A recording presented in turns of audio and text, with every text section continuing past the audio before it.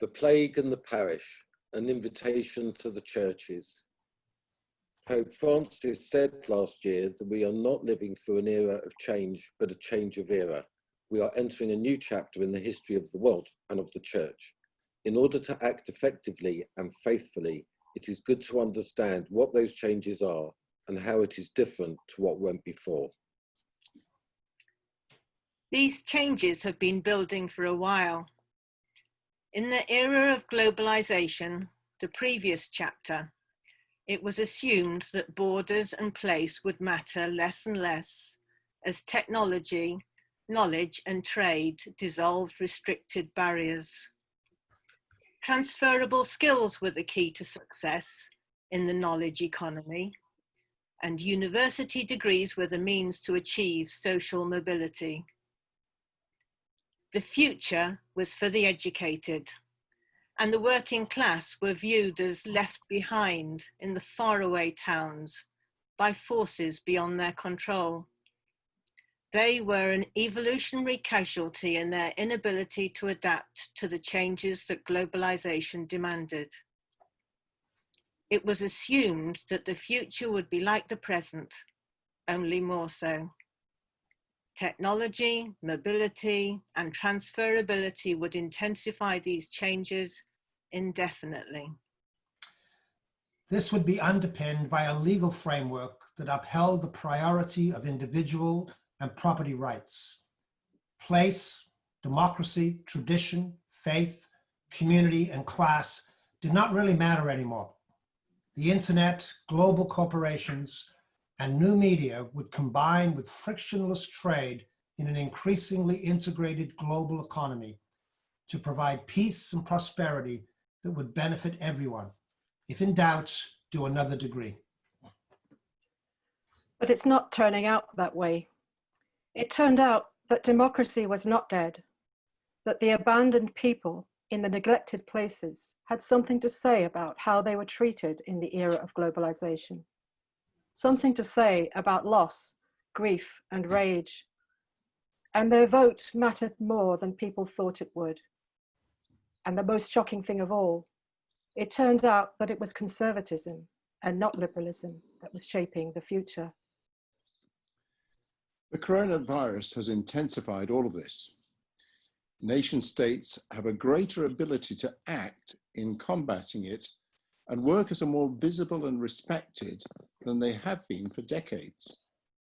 People find themselves stranded in the place they actually live in, longing for real physical presence and aware of their neighbours and the nature around them that renewed itself this spring. A time characterised by a greater awareness of vulnerability and our dependence on others for food, health, and shelter. This is a new chapter of an extremely long and ancient book. Earlier chapters give greater insight than the one that went just before regarding how to engage with these new realities. There are three plot dynamics that give life to this new era and bring to awareness different aspects of the vocation of the church. The first is that what was once invisible becomes visible. What was once devalued becomes important. What was desecrated is reconsecrated. One example of this is the respect shown to workers, to shelf stackers, bus drivers, carers, cleaners, truckers, and farmers. They were of no importance in the previous chapter, but they will be key characters in the new one. Another example is that the places denuded of value and purpose are revealed again as a site of meaning, a place where people live and from which they work. The parish has returned as a site of living community with its land and nature, its character and history, its wounds and its promise. It is the elemental theatre of living community. Its institutions and buildings, including churches, are no longer abandoned monuments to inevitable decline, but full of necessity and hope, and the new chapter is played out within its bounds. People and place matter in this story. Their particularity is transcendent. The second plot dynamic in this new chapter is that the church needs to recognize that it is vulnerable. that it shares the fate of abandonment with its neighbours in the parish and can be written out of the story. It shares the need for mutual protection with others. It can be isolated and easily ignored. It can be merged and bought out. Its redemption is found in its friends and neighbours of this parish, who are also vulnerable and anxious. In relationship, it becomes stronger.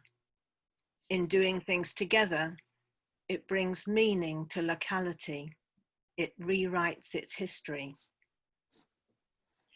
Church needs those relationships because crunch time is coming. That precious mutuality, the recognition of neglected places and workers could count for nothing unless we build a constructive alternative that can resist the famine that will follow the plague. Which brings us to the third part of this new chapter, which is that politics matters again. Here, this is to be understood as a relational power that flows from being a faithful neighbour and the pursuit of the common good, that is, by building a mutual space that can defy the earthly powers. Both the church and its neighbours are vulnerable to desecration.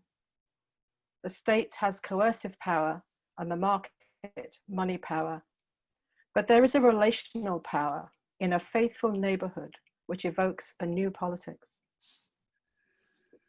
This politics is not party politics, nor is it about national or even local government.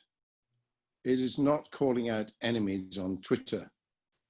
It is about the restoration or the resurrection of the body politic, the civic institutions that give substance and form to stable settlement and communities, that enable connections to be made between the parish and its neighbours. The body politic is embodied and embedded in place. Schools, churches, local unions, businesses, business associations, tenants associations, farms, sports clubs, hospitals, fire stations, choirs and pubs. During the last 40 years, the body has been atrophied in favour of the mind as profession replaced vocation, as the transferable was praised over the particular, money over work, and mobility over place. These three plot dynamics are converging to create the possibility of a new chapter. This chapter will come through the renewal of the body politic, which must redefine the meaning of society and be pursued through the revival of the relationships that are not governed by power or money.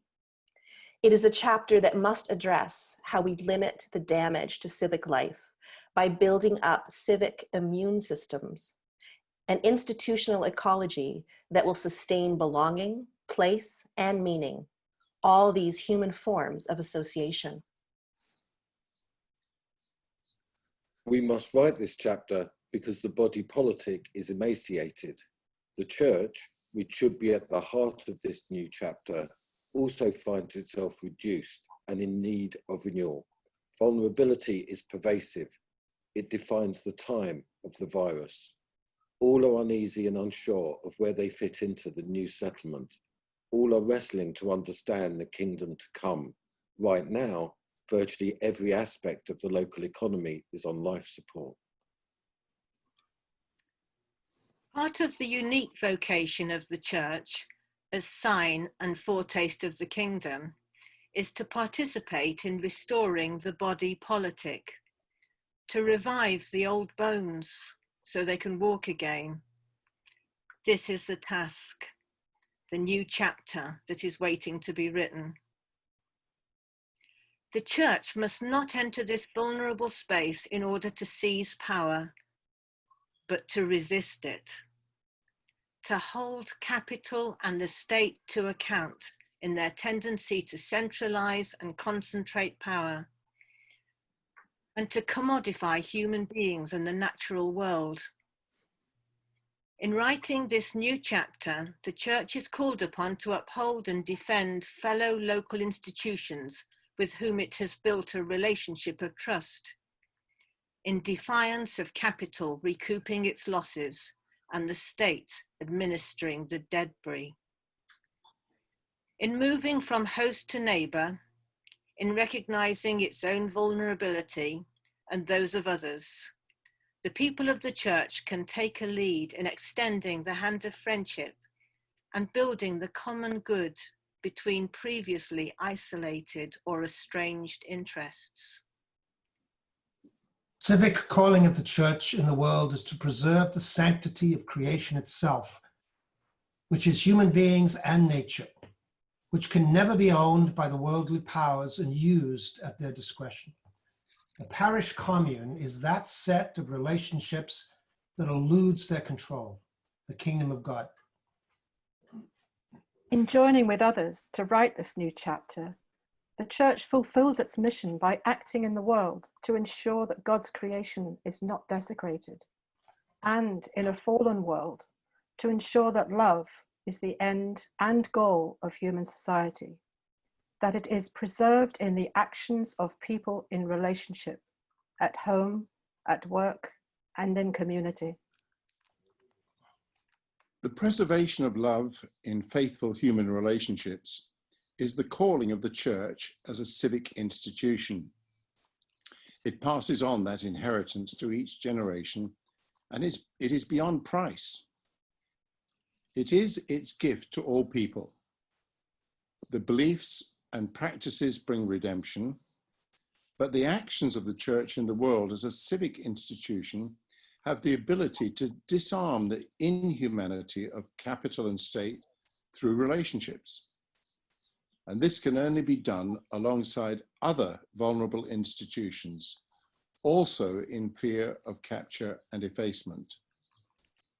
It is our gift to the world.